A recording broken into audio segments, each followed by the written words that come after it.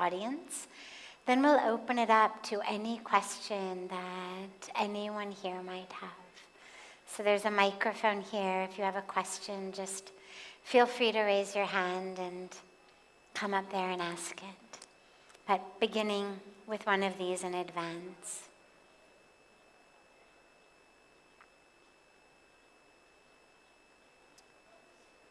How can I balance my feminine and masculine energies? So, the beautiful thing about spiritual expression and experience is it's actually the truth of who you are. It's not like attaining a skill, like being able to, do complex equations in your head without a calculator or anything like that. It's actually going back to. So balancing these energies simply means don't repress any of them. We all have different balances, different ways. It means be connected with who you are. Don't repress, don't suppress, don't allow kind of cultural norms and stuff to say to you should be more macho or you should be more feminine. I mean, we've got all these cultural norms that if a guy is feminine, give him a hard time. If a woman is masculine, give her a hard time. But if you can clear those voices from your head and actually just stay in touch with the truth of who you are, Karuna, sweetie, it's okay, let it go. Karuna, let it go. It's too much happening. It's okay. Thanks. If you can just connect with the truth of who you are, not suppressing, not repressing, not denying, not letting yourself get too pushed around by what other people will think. That's the perfect balance. And don't judge yourself by other people. Some of these energies are really just that. It's the energy of the being, which is actually neither masculine nor feminine. It's just a divine energy. Some of the energies arise from things quite literally as chemistry in our bodies, chemistry in our brains, chemistry flowing through our bloodstream, and each of us with different levels of different chemistry. We're going to have different experiences of it. The best way to stay balanced is to stay true to who you are, and they'll be balanced automatically. As long as you just don't judge it according to someone else, tell yourself any story about what a real man is or what a real woman is. These are the things we have to stop. Because these are the things that make us all live in falsehood. Free of that, your energies will be balanced. Good. Other questions? Sandeep, yeah. Chordi Jayega. Just Chordi Jayega, please. Oh, yes.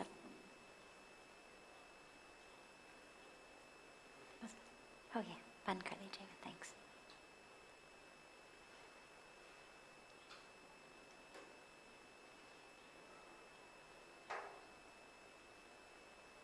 Okay. Other questions that anyone here has? Yeah, any questions? Yes. I always have questions. Perfect. Beautiful. It's wonderful. Everybody, by the way, everybody always has questions. What you always have is the eagerness and the courage to ask, which is really beautiful. Yes. Is there a certain way or mantra or something you can do when you're triggered? Just come a little closer to the when mic. you're triggered by somebody, triggers your ego. Is there like a mantra or something you can do to, like, in that situation, not react? Great. The no reaction mantra. We all need it. So much happens in our lives that we are reacting to all the time. The best one that I know of, well, let me backpedal for a moment. Any mantra will work.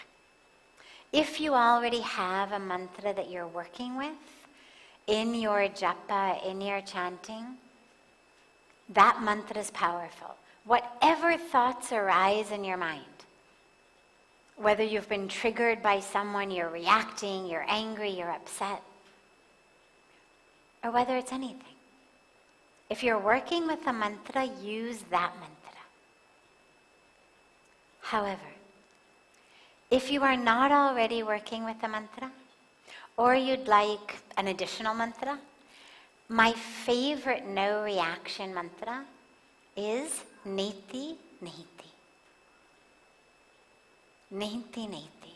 It means not this, not this. So the Neti Neti meditation, which is a beautiful meditation, is a practice literally where you sit and you say to yourself, I am not the clothes that I wear. I am not my skin beneath the clothes. I'm not the blood. I'm not the organs. I'm not the bones. You go through everything. I am not this. I am not that. And eventually you get to, I am not the chemistry in my brain, right? I mean, I am not serotonin. I am not dopamine. I am not oxytocin, right? I'm not norepinephrine. I'm not any of these. I'm not adrenaline.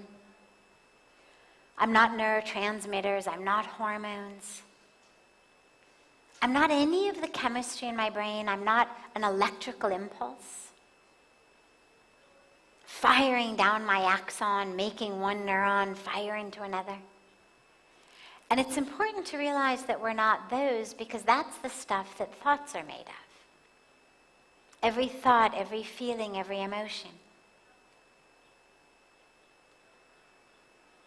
is that chemistry, it is that electricity.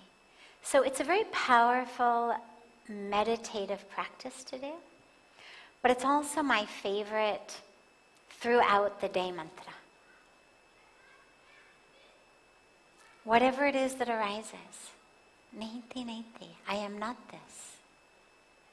I am not this. Not only when other people trigger you, but when you notice anything about yourself, positive or negative.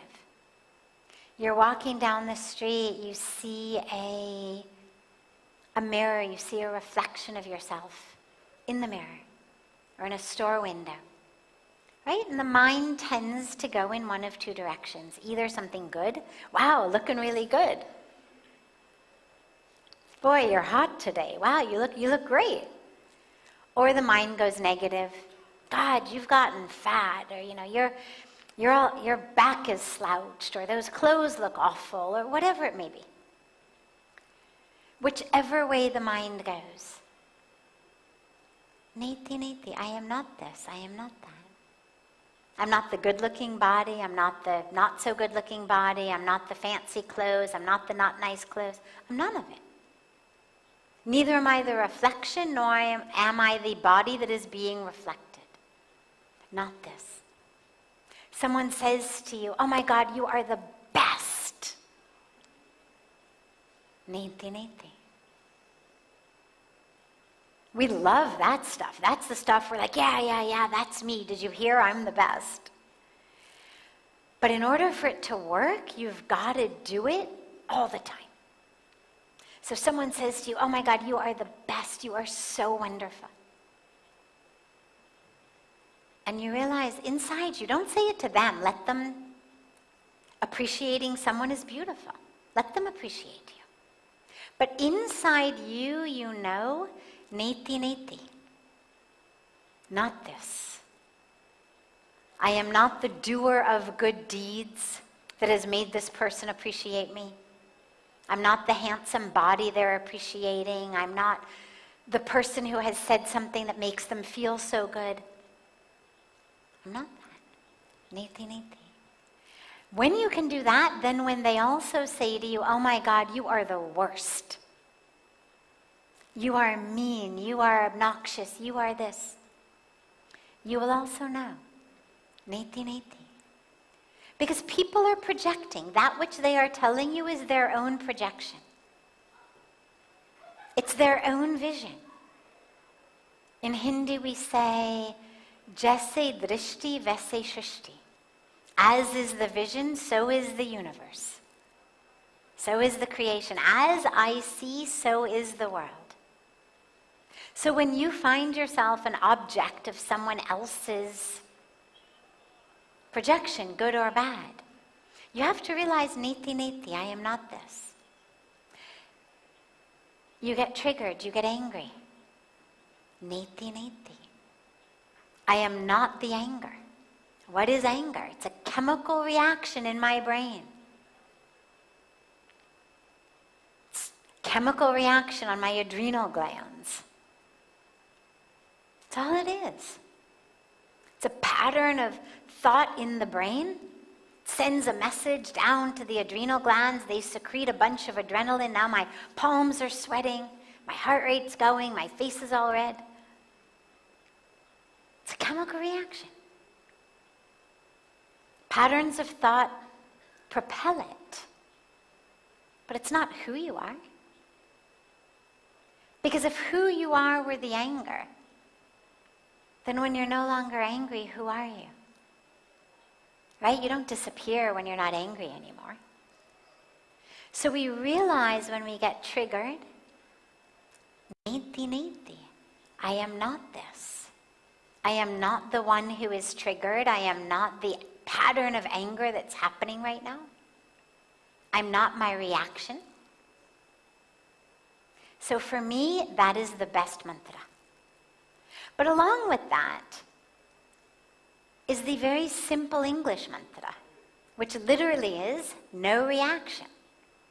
You know, Pujya Swamiji gives this beautiful daily multivitamin, 3-part multivitamin. He says meditation, no reaction, and introspection. And that no reaction is literally a mantra in and of itself. How can you live through the world? No reaction. Things will happen. But you don't have to happen to them. People will be as people are. They are nice, they are mean, they are honest, they are dishonest. They live with integrity, they don't live with integrity. They're loving, they're not loving. It's raining, it's sunny, it's warm, it's cold. There's a fire, there's an earthquake. Things happen in the world. The world is always happening. It's spinning on its axis all the time, and we're moving around the sun. We're in a constant state of happening.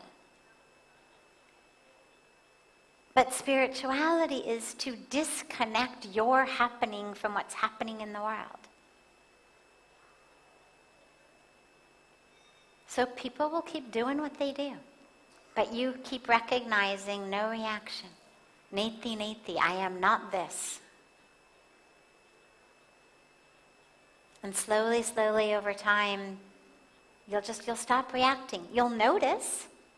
It's not that you won't care. It's not that you become indifferent or apathetic or uncaring. But it just won't impact you like that. Your heart, your brain, your adrenal glands are not going to be connected anymore to the actions of someone else. Because you realize you are not that. Yeah, great question. Other questions? Yeah.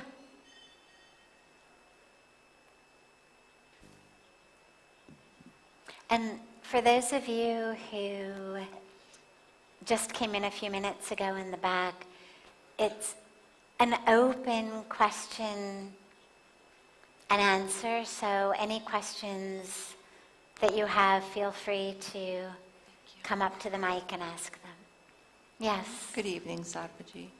So normally I am here in Satsang virtually. So whether I'm listening to you live or if I get the recording later on.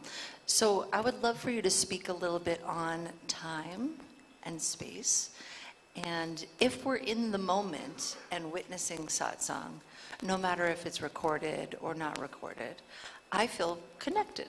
I feel that it is that now. So I just would love to hear your opinion on time and space. Beautiful.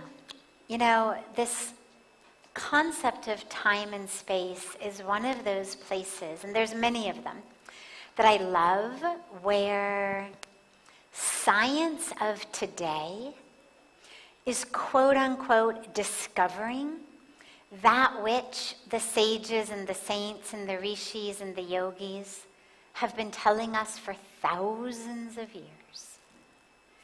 If you look at what quantum physics, quantum mechanics, quantum science is telling us today, it overlaps so much the spiritual teaching. So for example, in Newtonian science, the pre-quantum science, things were really black and white. We had waves and particles, there was either matter or energy, there was time that was linear, there was space that quite literally just existed in space. Like, this is the distance between Delhi and Rishikesh. And unless you've got an earthquake or a moving of tectonic plates, like, this is the space. And here is the time. We have 60 seconds to a minute and 60 minutes in an hour, and this is... And the rishis and the sages and the yogis, of course, have been talking about, bilocation. Things happening at the same time for such a long time. There was a saint who used to come here, who Pujya Swamiji tells stories about, who would be sitting right in front of you, would close his eyes for a few minutes, go into a state of meditation. And people would later swear, people who were in Uttarkashi, now it's a 4 to 5 hour drive. In those days it was longer, the roads weren't so good. Would swear that they saw him bathing in Ganga in Uttarkashi at that exact moment. There's so many stories like this. Can they be in two places at once? Absolutely. There's lots of evidence, spiritual evidence. Now only in the quantum aspects of science are we starting to have the possibility that, this thing, it's called space-time. It isn't actually time over here and space over here. So my perspective on it is I've seen with Pujya Swamiji, I've seen with masters, I've read in books, I've experienced on some levels in my own life this simultaneous experience and existence in more than one place, in more than one experience happening simultaneously. My definition of now has absolutely changed and expanded. I think now, for the sake of this conversation, I think now is where your awareness and attention is in this moment. So whether you are sitting here with us in Satsang in Rishikesh, whether you are watching it stream live at an early morning hour for you in America, or whether you're watching it a few hours or a few days or a few weeks or a few years later online, as long as you are here now when you are watching, then it is happening in the now for you. That's all that matters.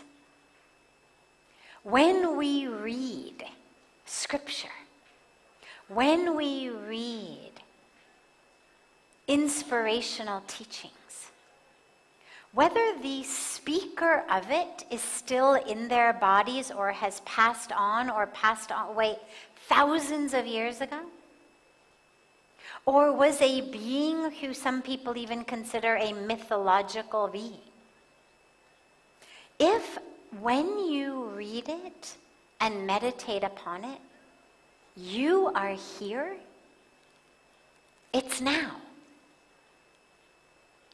That's all that matters. Are you here now? If so, this is all now. And if you're somewhere else, the fact that this is all happening at, 7:18 in the evening, it's not your now. If your mind is in tomorrow or yesterday, even though we can all agree that it's now, like, yeah, here we are, it's not your now, because you're not here. Your attention and presence is what determines your now. So watch it whenever you want. Yeah, beautiful. Other questions? Yes.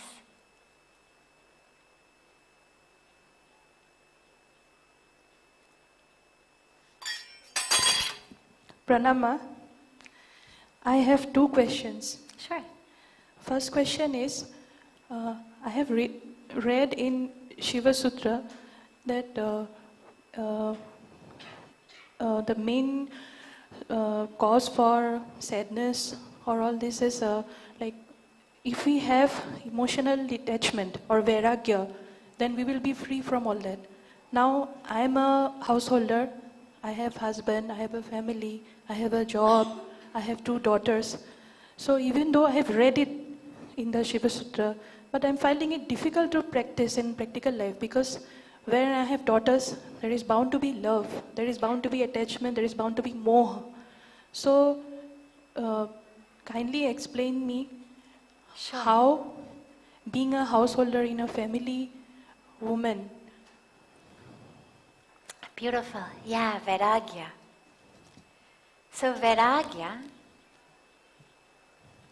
is detachment. And as she asks very pertinently, if you're a householder, like vairagya, great. If you're a detached sannyasi living in a cave in the mountains, but you're a householder with a husband and kids, how to have that detachment. So vairagya does not mean disconnection. Vairagya does not mean indifference. It doesn't mean that you don't care. People sometimes translate vairagya as aloofness, but it's not the right definition. Aloofness is somehow I am above this, beyond this, uncaring, disconnected. That's not what vairagya means. Vairagya is a detachment that arises not because you are pushing anything away, but because you have attached your mind so much to the divine that the little small disturbances of the world stop disturbing you. Here's how I think about it. Imagine that you're walking down the beach, taking a nice walk on the ocean. Your hands are empty. And you look down and you see these beautiful seashells and rocks. And so it's better than empty hands, right? So you start picking up some seashells, some shiny rocks. And then you get to the end of the beach, and there's somebody with a bucket full of diamonds. And they are literally pouring from this bucket of diamonds into the hands of anybody who will go and take them. Now you've got a handful of seashells. What are you going to do? Natural tendency will be to, the natural tendency will be to go and receive the diamonds. Absolutely, Yes. right? Are you going to say, oh, so sorry, I can't take the diamonds because, see, my hands are full of seashells? Anybody going to do that? Reason we wouldn't do that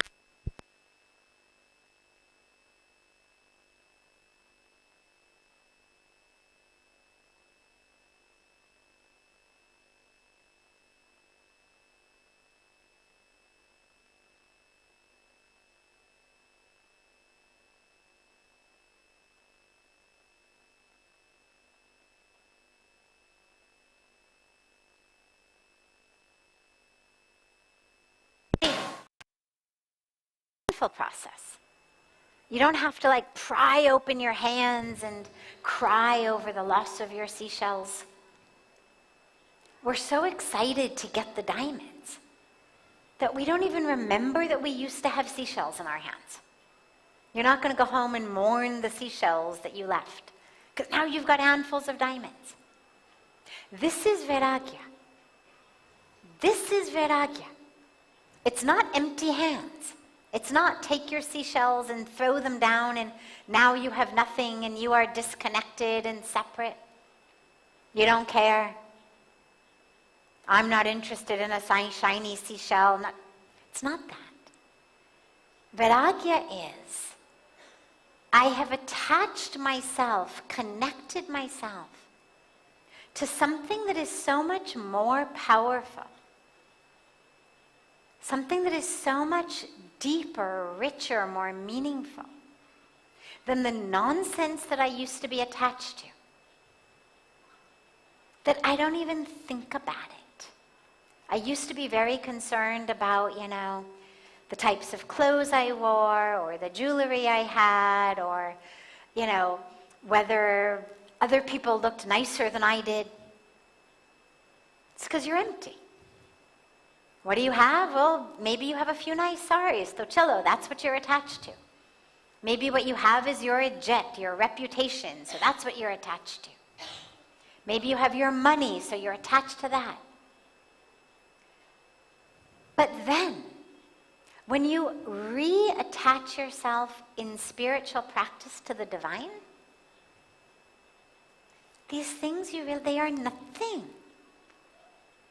You don't even notice that someone's got a nicer sari on than you do. You don't even notice that someone's got more money than you do. You don't even notice how much you have. Because you don't need that anymore to fill up your empty hands. You're full. So the attachment to things like who's saying what, who has what, this diamond, this clothes, it disappears. It doesn't mean that you stop loving your family. It doesn't mean that you stop caring about what happens to them. But it means that you might not necessarily notice that your daughter's going out in ripped jeans. And if you do notice that you're not necessarily going to care so much. Alright, cello, Johnny, though, it's the trend. Okay. But if you didn't have that connection, then it's, oh my God, log kya sochenge? You see where you're so attached to what other people are doing, how they're living.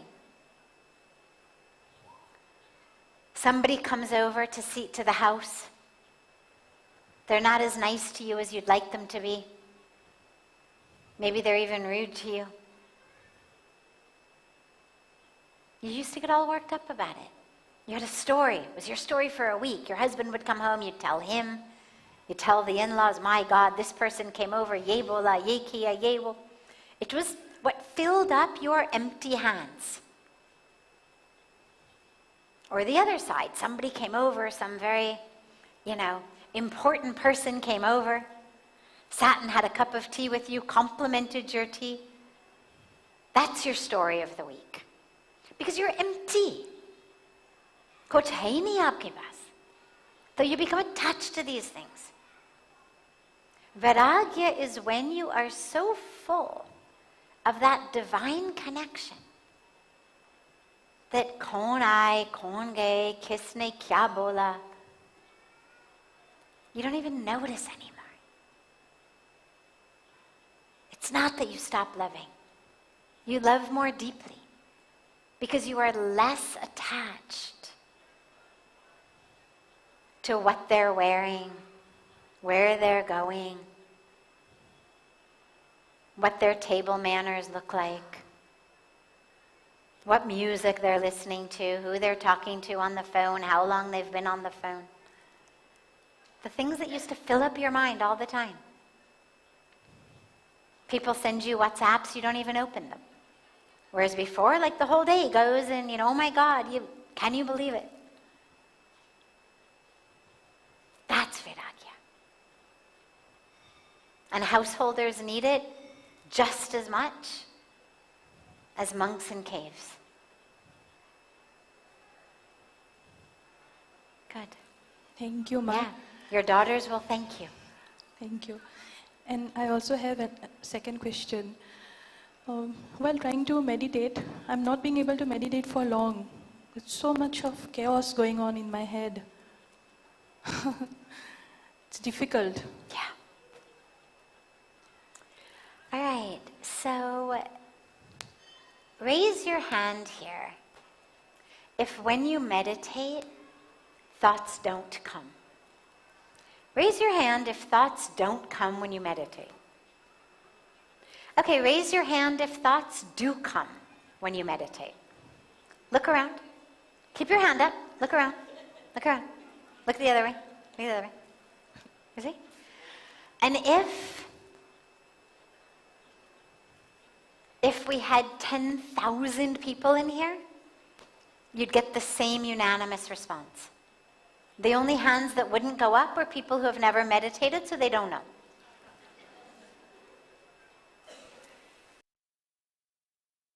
It's the nature of the human mind. It is why we call it the monkey mind. Thoughts come. It's what the mind does. It thinks. Meditation is that which trains the mind. It's amazing to me because we understand that everything else in life that we want, we have to practice, we have to work. Nobody would expect that you could do anything well without practicing.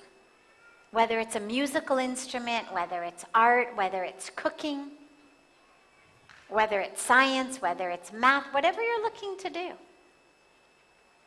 Anything you want to do, you have to practice. The only things that come very naturally to us are the things that have evolved over billions of years from our animal ancestors, right? I mean, we can sleep, we can eat, we can procreate, we can go to the bathroom. Like that's the stuff we can do easily. Nobody has to teach you how to do it. You don't have to practice it.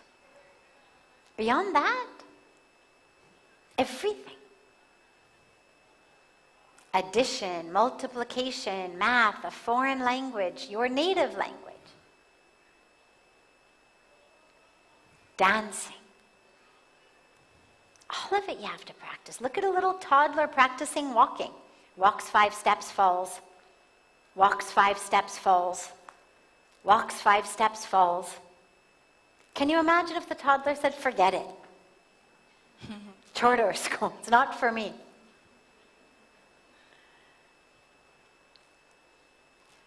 Why do they keep going?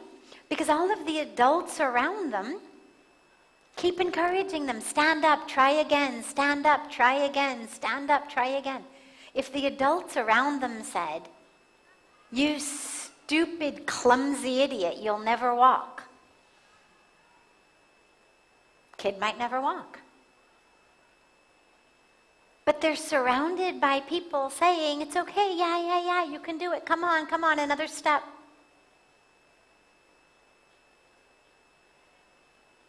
You need that inner cheerleader. Most of us have the inner voice that literally says, "You clumsy, stupid idiot, you'll never walk." We start to meditate, thoughts come, and that voice says, "You're not spiritual. You'll never do it." But that voice is just as wrong and just as harmful as if the adults told the child, the kid at 3 years old, that they'd never walk because they're falling. You need that encouragement. You can do it. Thousands and thousands and thousands and thousands of years of meditative practice has shown us. You practice it, you get better at it. Like anything in the world. If that toddler never tried walking again, they'd never walk. But through practicing, give it a couple years and the kid's playing soccer.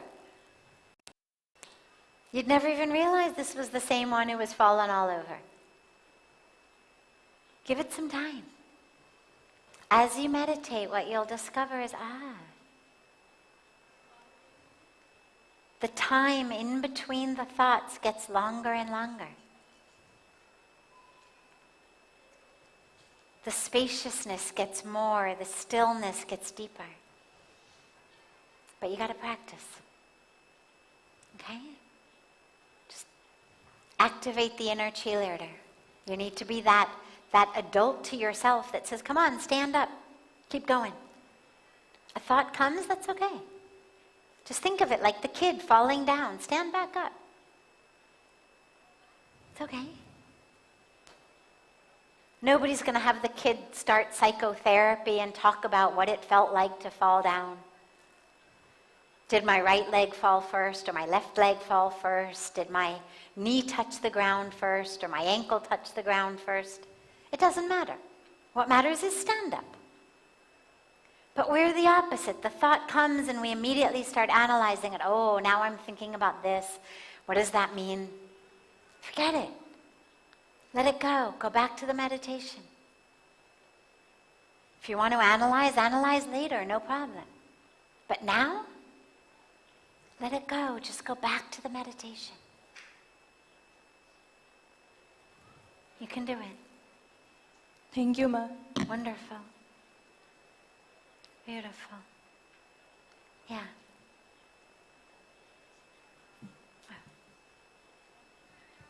माता जी के चरणों में शत प्रणाम। मेरे मन की एक व्यथा है जो मैं बहुत ऑनेस्टली यहाँ आपके सामने उसका सॉल्यूशन के लिए बात कर दूँगा। ये जब हम सत्संग करते हैं, जब भी सुनते हैं, बहुत अच्छा लगता है। उस समय उस मोमेंट में लगता है कि ये बहुत अच्छी बात है, जितनी भी बातें हैं हम भी उतारेंगे जीवन में, बहुत अच्छा रहेगा जीवन। सब कुछ उस मोमेंट में एकदम परफेक्टली समझ में आता है। अब यहाँ ऋषिकेश आए, बहुत फिर शांति जाते से हैं वापस। वापस जैसे ही यहाँ से गए, घर में गए, जैसे बिजनेस में, घर में सब जाते हैं, ये आज पहली बार नहीं होगा, ये होगा मेरे साथ, हमको पता है, ये पहली बार नहीं होगा, पहले भी ऐसा हुआ है। जाते हम सब कुछ पता नहीं भूल सा जाते हैं, ऐसा कुछ याद ही नहीं रहती उस समय कि इतनी अच्छी बातें हम समझी हुई अचानक ऐसे कैसे भूल जाते हैं। जैसे ही वो मोमेंट आता है एकदम ब्लैंक हो जाते हैं और फिर वही करते हैं जो शायद बोला गया नहीं करने के लिए। ये मेरा ऑनेस्ट कन्फेशन है, Yeah, मेरे yeah, it's साथ ऐसे beautiful. होता So है. thank you for being so तो honest. मैं माता से प्रणाम करता हूँ, आप इसका प्लीज So सॉल्यूशन बताएं. he said, you know, when we're here, sitting in satsang, listening to satsang, it's all perfect. It makes perfect sense. What you're saying, I feel it, I understand it, I know it. It's absolutely perfect and right. I remember it, I understand it. He said, and then I go back into my business, and I forget everything. Mind has been wiped clean. Absolutely. इसका मतलब है कि जब आप यहाँ पे हैं और जब आप सुन रहे हैं तो ज़्यादा deep नहीं जा रहे हैं यहाँ. If what you hear goes deep, it will stay with you.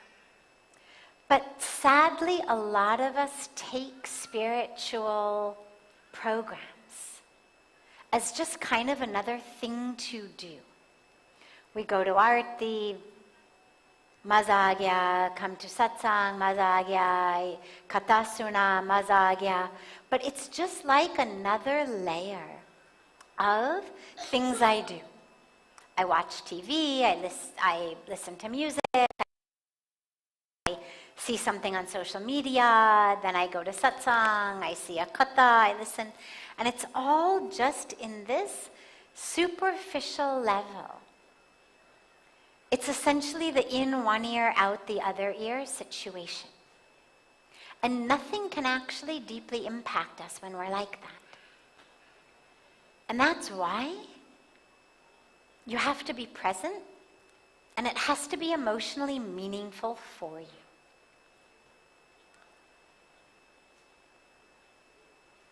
Neurologically, what we know in the study of brains and memory is that that which has emotional, deep emotional meaning, we remember. For example, is there anyone here, not counting those who are too young to remember, but is there anyone here who does not remember exactly where they were when 9/11 happened? If I picked on any of you here, could every single person here tell me exactly where you were when 9/11 happened? Now that was a long time ago. Most of us were doing really mundane things. I remember exactly where I was. I was at a hotel in Germany. We were doing a function. I had gone downstairs to buy a bottle of water. But vividly I can picture it. Everybody can. In America, people of my parents' generation, everyone can tell you exactly where they were when John F. Kennedy was shot. Every one of them. These are moments in history that were very emotionally powerful. And so even if what you were doing was not memorable at all, you will remember it because it is attached to the emotion of, oh my God. And we all have that in our own lives as well. I've just given some that are kind of collective. But if you've had tragedy in your life or trauma in your life, if you've lost a loved one, for example, you will remember exactly where you were when you got the phone call that said, this happened. And again, even if all you were doing was pumping gas at a gas station, you will remember the corner that the gas station was on. You'll be able to picture the scene. That moment will be seared into your memory forever because it has the emotional component. And the science of memory teaches us that actually if you want to remember something, you have to connect with it on an emotional level. The more emotionally, deeply you can connect, the more you'll